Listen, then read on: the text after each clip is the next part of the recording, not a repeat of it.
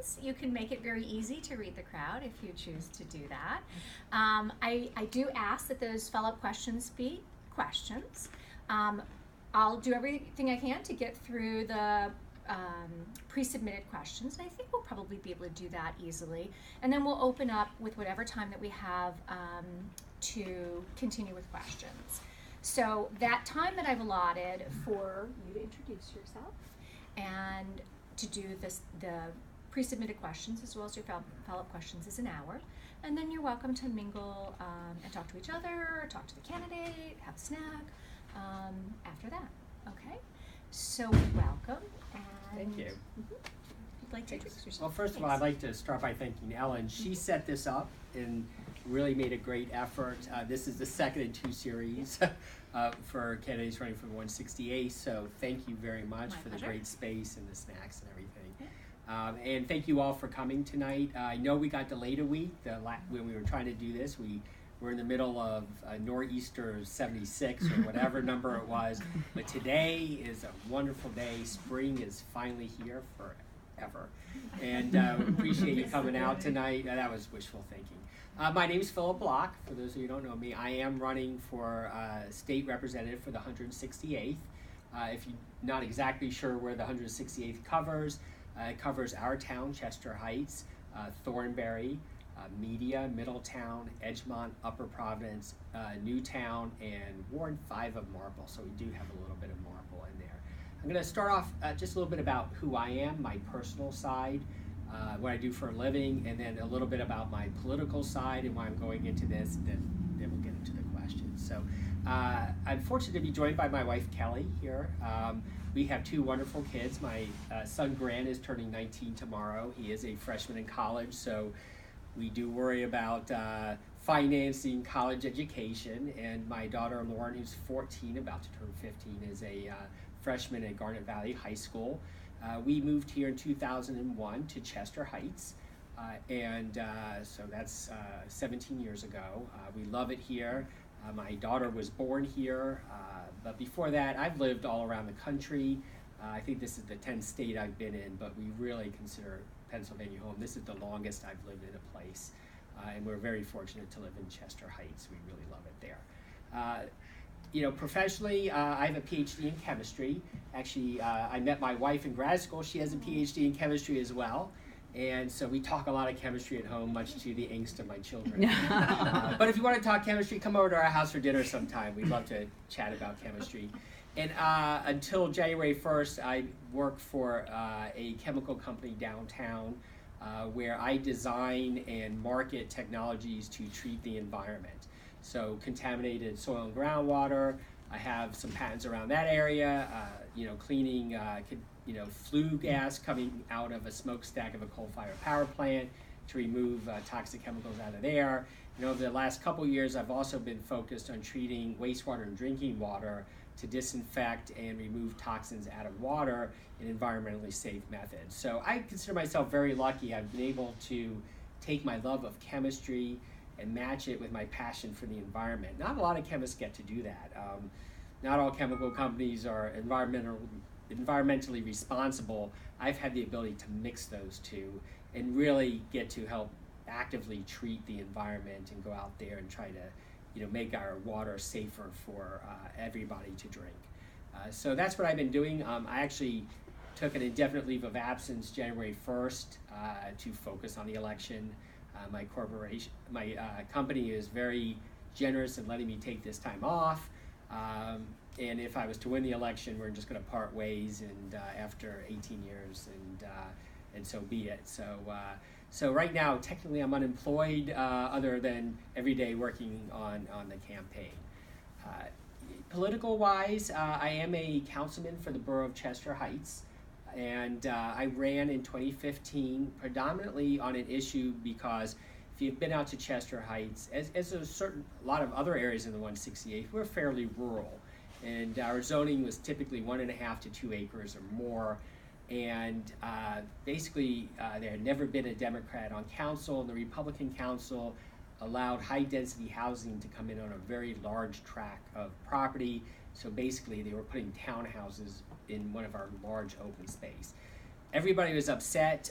By municipal code, they had to have public meetings, so the entire town, it didn't matter whether you're a Democrat or Republican, came out, we don't want this, we don't want this, and they basically turned around and said, we don't care, it's happening. They overlaid the zoning, and before you knew it, we had high-density housing. Everybody went stomping home. I went stomping home to my family, and we've always raised our kids that, if something bothers you, do something about it. And I always like to say, never tell your kids something you're not willing to do yourself, because it will come back and haunt you. So I came home that night stomping mad, and my family was like, well, what are you going to do about it? And before I knew it, I was running for councilman in the borough. Didn't really think I was going to win, because there had never been a Democrat on council. Myself and two fellow Democrats ran, and we won, because that issue transcended party politics, and it was just something people didn't want. And so I've been on council, and I found out that it's actually quite a bit of fun. Locally, you can actually make a difference, and it's a great place to start running and doing politics locally.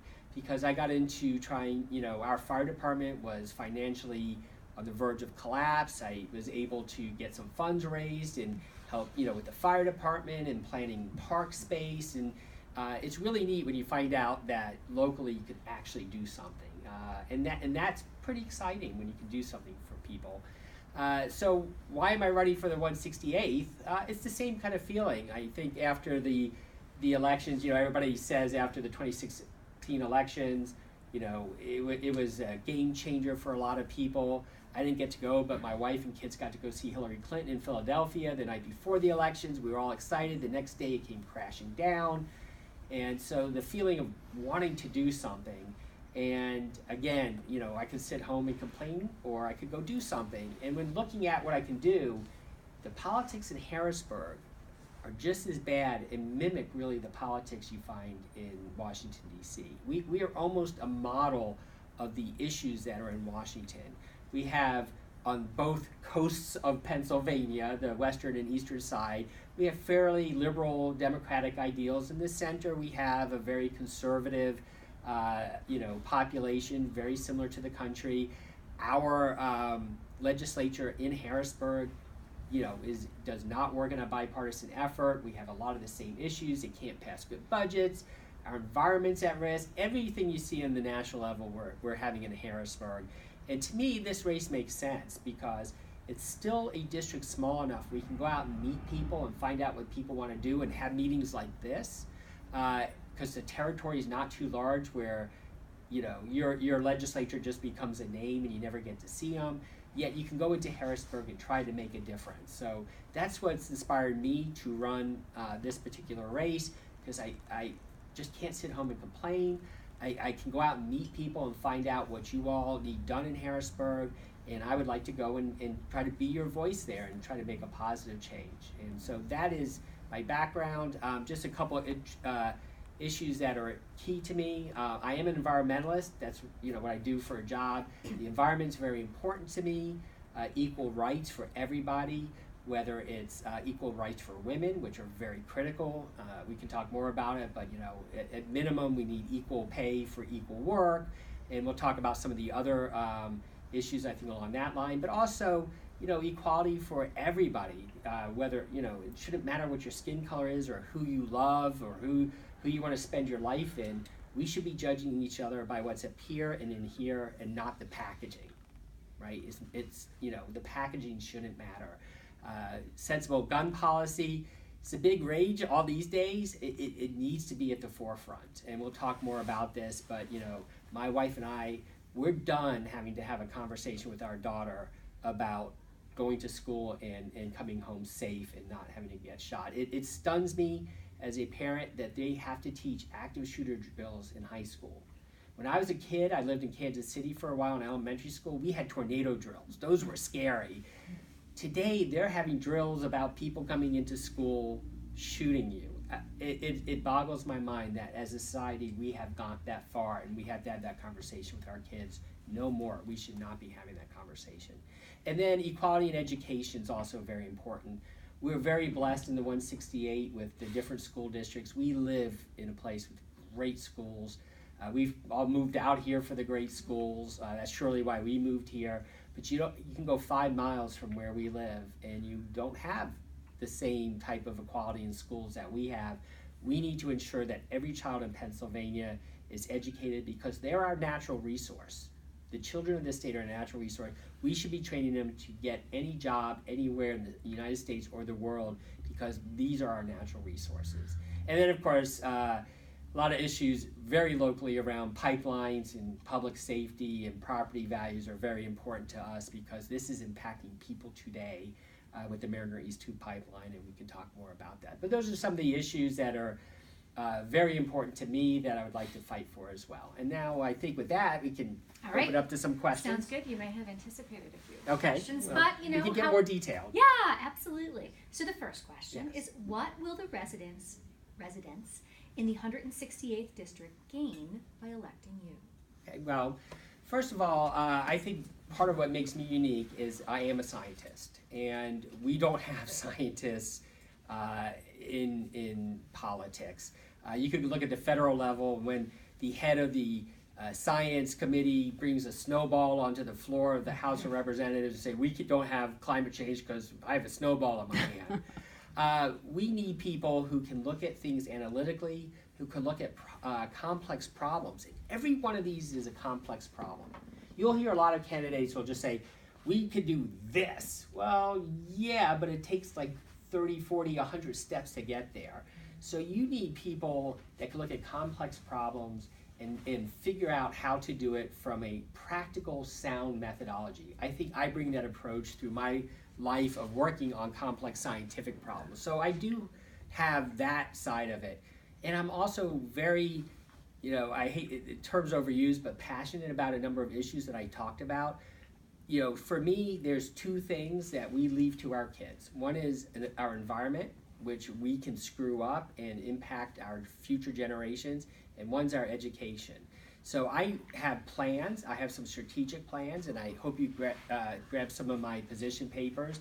And for those of you watching later, you can go to my website, which is Philip Block, the number 4, PA168.com, and find these position papers on my website. But I have strategies, and everything is about a strategy. And it's hard to get a representative who only runs for a 2-year term to talk about a 15-year strategy. But to me, we can sit here and talk and talk and talk and never get anywhere. But if you put a strategy in place on how to get there, that's very important. And I think that's also a better way of convincing more people in the legislature to agree to things if you do things stepwise and have long-term strategies rather than trying to jump to the end. So that's some of the things I bring is the approach and the excitement about working on these issues. Cool.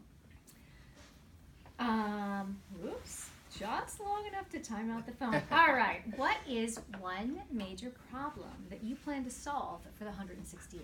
Okay, so we'll start with the environment. So I have a strategy which I'm writing right now, and you'll be able to get on my website hopefully within the month, on how to take our environmental issues and take Pennsylvania to the next step, meaning that we're going to go from a fossil fuel based economy and turn that into a next generation energy economy by taking frack gas tax, which we don't have right now, and using that tax to incentivize next generation energy companies to come into Pennsylvania.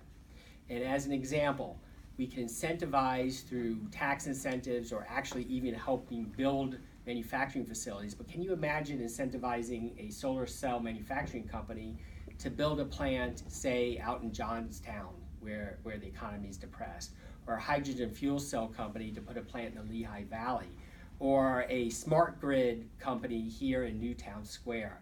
So incentivize companies that will take us to the next step with shale tax money, get them in here, and use some of that money also to re-educate people